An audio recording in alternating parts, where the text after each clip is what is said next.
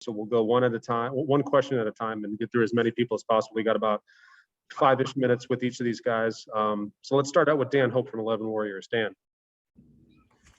Hey, Corey, just wanted to ask you, being a walk-on and being somebody who's, now entering your second year in the program, just, what's it like, kind of having an opportunity to, maybe show what you can do this spring and have a better chance to earn a little playing time?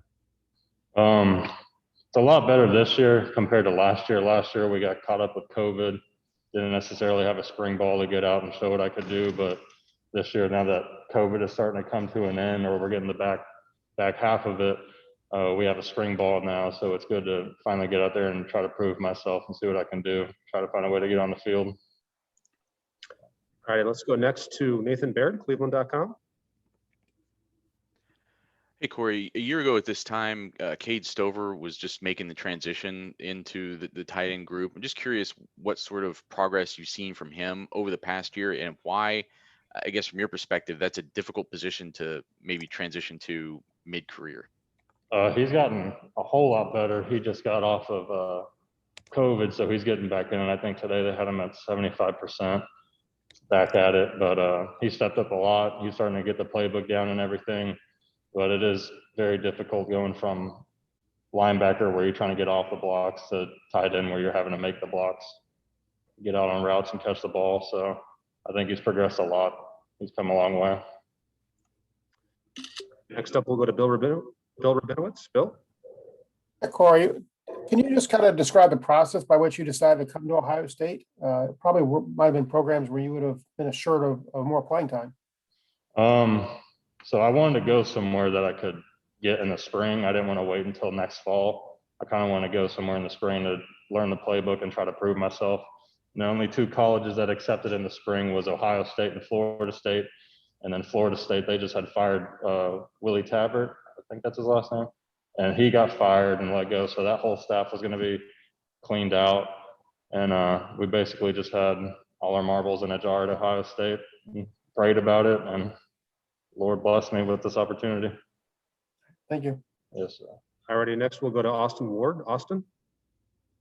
Corey, you're talking about some of the maybe difficulties and challenges that you face learning this. I mean, how would you describe your comfort level in this spring compared to that uncertainty of a year ago at this time?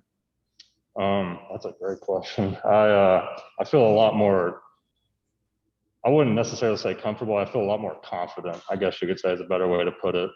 Now that I finally have the full playbook in front of me. Last year was just hectic because of COVID, obviously, and we didn't have the spring ball to go out there.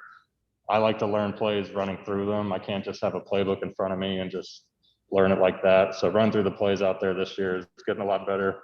And being around the guys a lot more and the coaching staff, a lot more, I guess, what's the word I'm looking for? A lot better, I'll just say that. All right, let's go next to Joey Kaufman. Joey?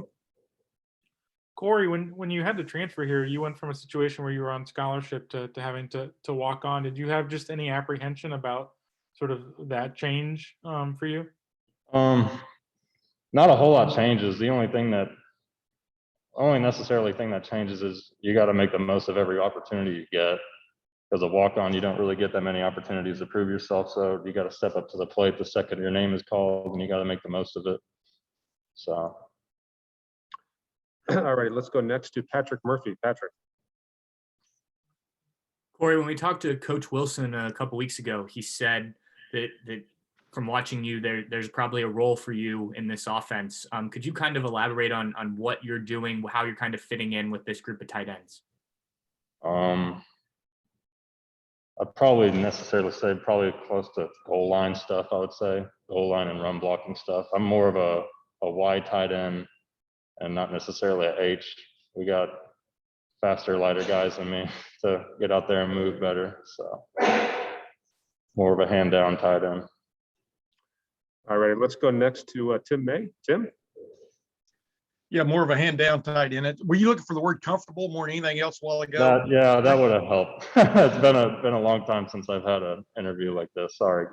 Yeah, I want to ask you though, two quickies. Number one, what is it that you have to do at that position to get on the field to play that you've figured out over the last year?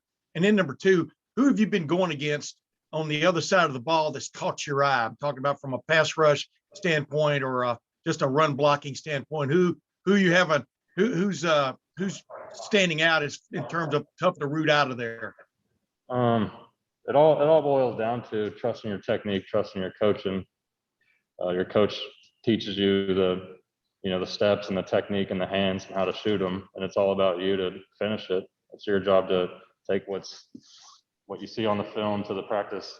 And I would probably say, the upcoming starters have stuck out a lot. Tyreek and Zach Harrison, they're starting to step up a whole lot from what I would say. All righty, and last question for Corey. We'll go to Griffin Strom. Griffin. Thanks, man. Hey, Corey, I was just wondering how you might have seen Jeremy's role in the tight end room kind of change or evolve maybe as a leader this spring. I know you guys are kind of just getting underway, but now the guys like Luke and Jake have moved on from the program. How has Jeremy kind of stepped up?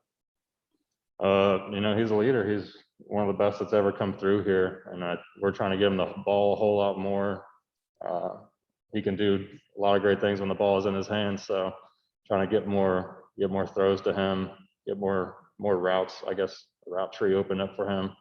So we're starting to throw him in a lot more. Awesome. Thank you very much for your time, Corey. Really appreciate it. Yes.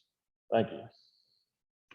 And folks, we'll have some more guys coming out. We're expecting Jeremy Ruckert, Mitch Rossi, Cade Stover, among others. So